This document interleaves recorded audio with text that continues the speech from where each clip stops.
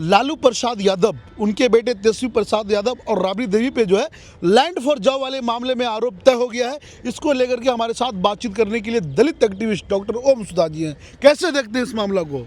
ये मामला क्या है? यह सीधी सी बात है कि बिहार में चुनाव की घोषणा हो चुकी है और सीधा इस यहाँ जो लड़ाई है बिहार में अगरा बनाम पिछड़ा की है।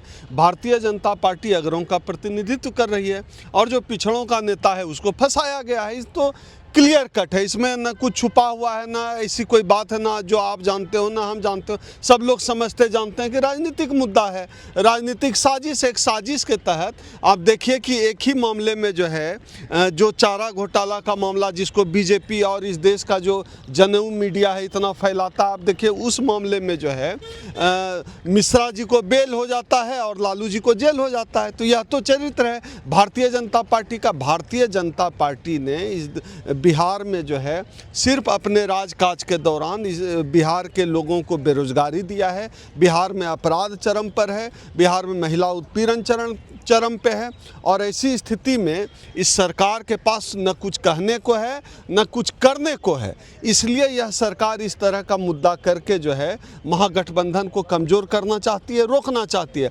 लेकिन बिहार की जनता इस खेल को समझती है। भाजपा का यह जो खेल है कि पिछड़ों को दबाओ, पिछड़ों को सताओ, इस खेल को हम लोग समझते हैं।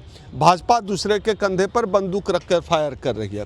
भाजपा जो इस तरह का चाल चरित्र जिसका खुद है, जो देखिए सम्राट चौधरी से लेकर जो है संजय जायसवाल, ये तमाम नेता जितने हैं, जिस तरह के आरोप उन पर लग रहे हैं, खासतौर पे आप देखिए सम्राट चौधरी का जो मामला चल रहा है, सर्टिफिकेट का, कब 9th किए 10th किए, क्या पढ़े, कहाँ पढ़े, ये सब जो पूरा खेल चल रहा है, इस पर उसके पास कोई जवाब नहीं है। बिहार में अपराध चरम पर है, अपराधियों के हौसले बुलंद हैं। एक तरफ जो तेजस्वी यादव घोषणा करते हैं कि मेरी सरकार बनते ही 20 दिन के अंदर एक जो है बिल लाएंगे, कानून लाएंगे और जितने भी पूरे बिहार में जो घर है जिसमें सरकारी नौकरी नहीं है उस घर में सरकारी नौकरी देंगे। दूसरी तरफ उन पे लैंड फॉर जॉब यानी नौकरी के बदले जमीन लेने वाले मामले में आरोप तय हो जा रहा है। अब देखिए ना कि तेजस्वी जब सरकार में आए, सत्ता में आए, तो उन्होंने जो कहा यह साबित किया। सबको पता है कि तेजस्वी आएंगे, महागठबंधन की सरकार आएगी तो युवाओं को रोजगार मिलेगा, सबको पता है।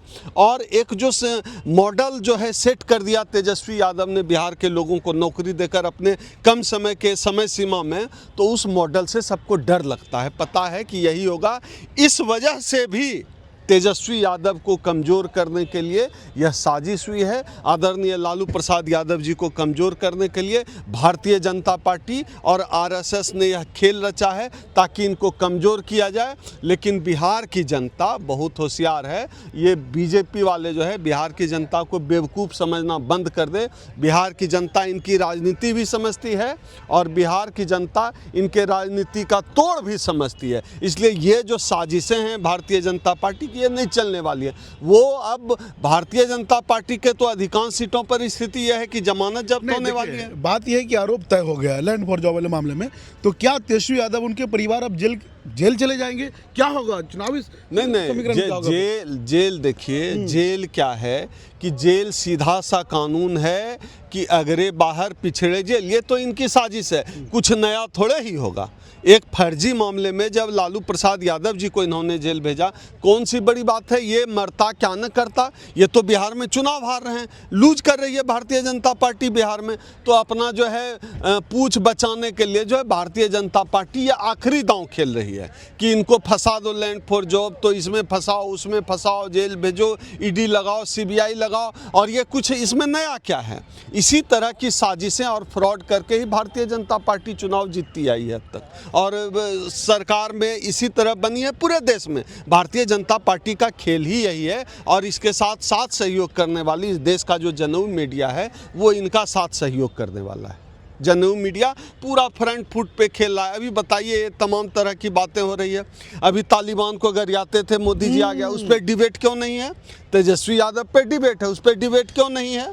आप समझिए इस खेल को। भारतीय सम्राट चौधरी की डिग्री फर्जी है, इस पर डिबेट क्यों नहीं है? तेजस्वी यादव के ऊपर मतलब कि जब आपका सरकार, आपका न्यायपालिका, आपकी सब कुछ आपका है, आप सिस्टम चला रहे हैं, तो आप कुछ भी कर सकते हैं। जब चुनाव हार रहे हैं, चुनाव जीतने के लिए लोग कुछ कर सकते हैं। और ये चाहते नहीं, इनका जो सपना है कि बिहार में ब्राह्मण मुख्यमंत्री बनाना है, इसके लिए ये कुछ भी कर सकते हैं।